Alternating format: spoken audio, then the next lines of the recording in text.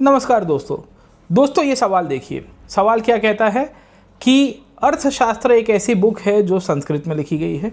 इसके अंदर एक दूसरा स्टेटमेंट भी दिया गया है कि ये इकोनॉमिक्स के कंसेप्ट के ऊपर बात करती है। अब आप कोई भी सेन एस्पिरेंट होगा वो यही कहेगा कि both 1 and 2 are correct around. पर जब ये सवाल को जीपीएससी के अंदर पूछा गया, गुजरात पब्लिक सर्विस के अंदर पूछा गया, तो गुजरात पब्लिक सर्विस कमीशन ने इसका 1 ओनली ही आंसर दिया, दूसरा ऑप्शन गलत दे दिया। आप समझ सकते हो अच्छे कैंडिडेट्स की रातों की नींद हराम होगी कि कैसे अर्थशास्त्र जैसी बुक है वो इकोनॉमिक्स के कंसेप्ट के ऊपर बात नहीं करती है।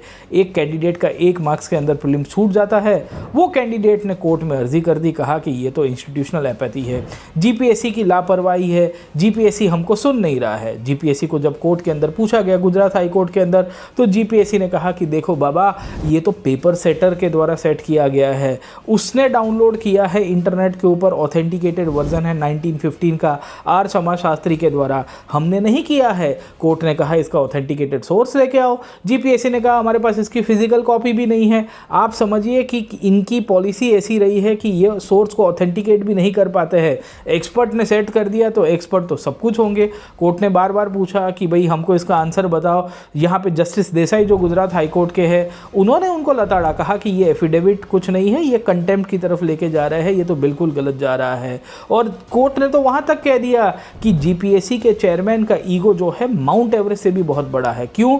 क्योंकि आप कौटिल्य को भी गलत प्रूव कर रहे हो, आप स्टैंडर्ड रेफरेंस बुक को भी गलत प्रूव कर रहे हो। बुक का नाम है अर्थशास्त्र और बुक के अंदर आप ये कह रहे हो कि भाई इसमें इकोनॉमिक्स के कंसेप्ट की बात नहीं हो रही है। अब आप समझिए कि आप मानने के लिए तैयार नहीं हो। ये एक प्रकार की एरोगेंस और अपैथी है जो गवर्नमेंट बॉडीज एस्पिरेंट्स के साथ कर रही है। अब तो जुडिशरी के साथ भी मजाक हो रहा है। सोचिए दोस्तों कि 2-2, 3-3, 5-5 साल से कैंडिडेट तैयार कर रहे हैं, रातों की नींद खराब कर दी है, फैमिली के सपने पूरे कर रहे हैं, सब एक आंसर के कारण गलत जा रहा है। आप समझने की कोशिश करिए कितने कैंडिडेट्स के कारण, ये सवाल के कारण डिस्क्वालीफाई हो गए, कितने लोगों के करियर खत्म हो गए होंगे। ये एक सवाल और एक कैंडिडेट की लड़ाई नहीं है दोस्तों, ये पूरी की पूरी इकोसिस्टम की लड़ाई है।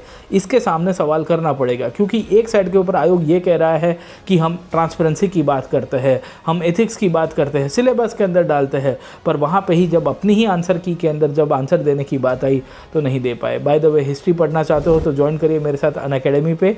मैं एंशिएंट और मिडिवल हिस्ट्री के ऊपर नया कोर्स लेके आ रहा हूँ, link is in the description.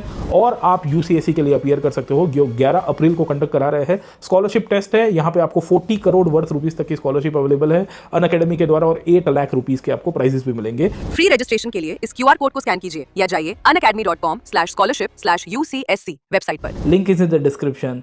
Let's crack it.